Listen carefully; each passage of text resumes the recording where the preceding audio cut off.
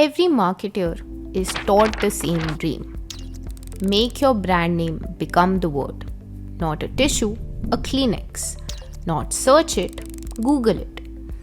It's supposed to be the ultimate win in marketing.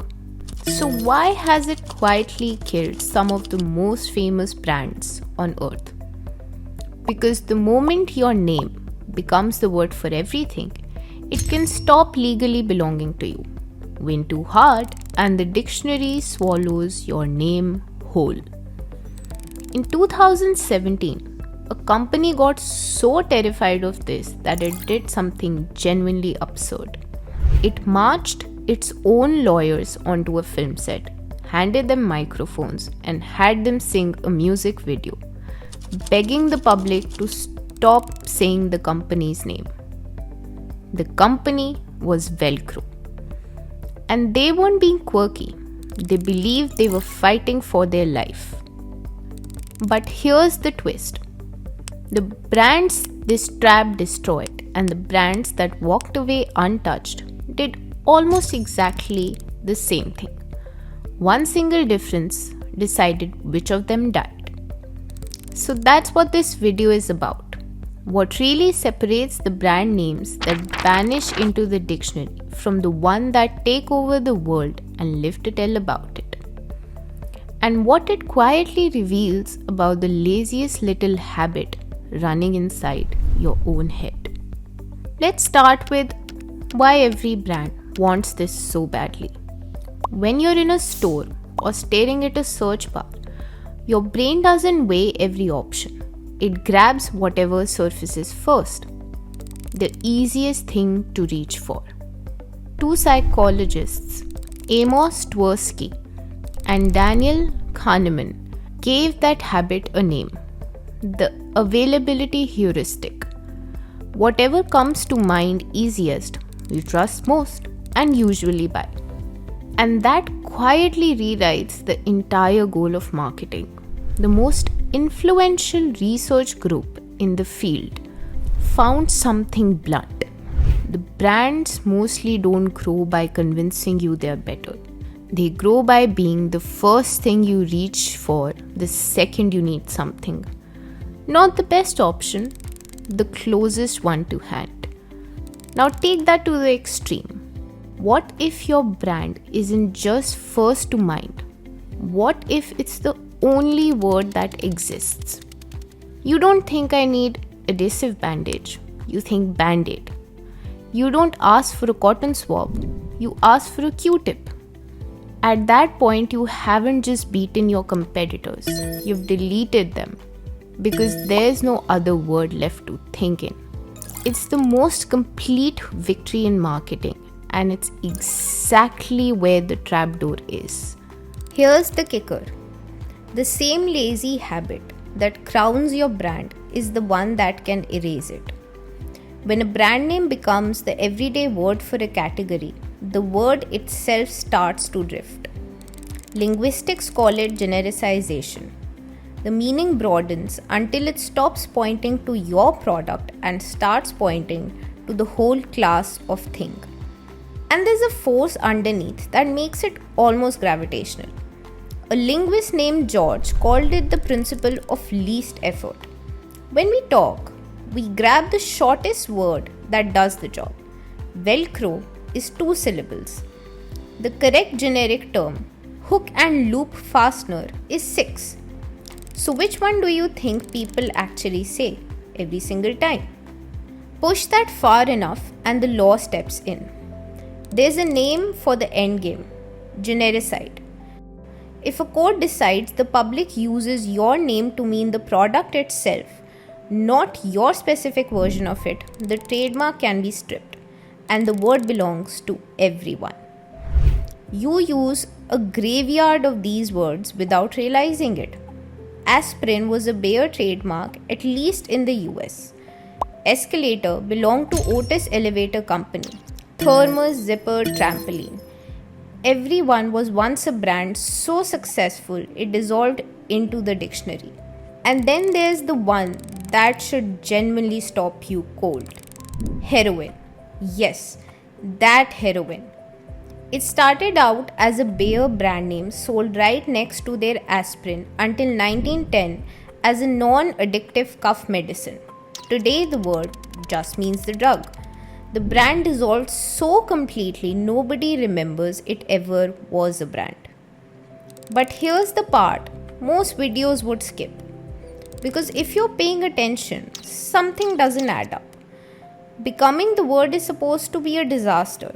So why are Kleenex, Xerox, Google and Velcro all used as generic words every single day and all still own their trademarks? It was never really a death sentence. So what did the dead ones have that the survivors didn't? Here's the answer, and once you see it, you can't unsee it. Look at the brands that died. Aspirin, Escalator. What's the alternative word? Acetyl salicylic acid, a moving staircase. Try saying those at normal speed. There was no other easy word, so the brand name was the path of least effort. People had nowhere else to go, and the word got swallowed. Now look at survivors. Tissue, photocopy, search engine, hook and loop. Every survivor had or quietly handed people an easy alternative. A second word your lazy brain could grab instead of the trademark. That's the whole rule. If there's no other easy word for the thing, least effort turns your brand into the generic term and you lose it. If there is one, you get to keep your name and your fame, which is exactly what Velcro was trying to do. Strip away the cringe, and the Don't Say Velcro video had exactly one job. Get people to say hook and loop. Supply the alternative. The strategy was right. The delivery was a disaster.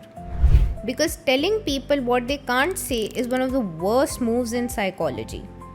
In the 1980s, Daniel Wegner told experiment subjects not to think of a white bear.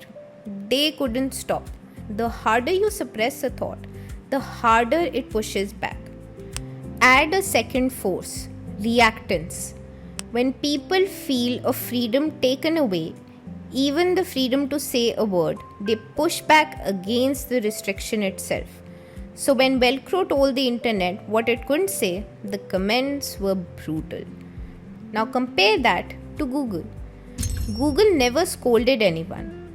When to Google became a dictionary verb and someone actually sued to cancel the trademark as generic, Google didn't beg. In 2017, the court sided with them on neat logic. A word can be a verb and still point to a company as long as people know which one. Google just stayed so unmistakably Google that the link was never broken. Same rule, two styles.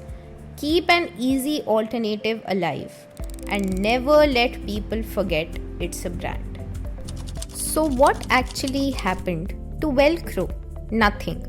The trademark still stands. The word still points to them. And that much mocked little music video was watched millions of times and made headlines around the world. As brand awareness, the thing arguably worked, which is the honest ending here. Becoming the word was never a curse. It's a knife's edge. Stand on it carelessly with no other word for people to use and you fall and the dictionary takes your name. Stand on it on purpose and it's still the most powerful position a brand can hold. The graveyard isn't full of brands that won too hard. It's full of brands that won without leaving anyone an exit. So if you're a marketer, here's what to actually take from this. 1. Hand people an easy generic word on purpose. Teach the public category term, tissue, search, so the path of least effort isn't your trademark. 2. Build distinctive assets. Color, a sound, a shape, so when someone reaches for the category, they still reach for you. 3. Never police it with a don't. Supply the alternative.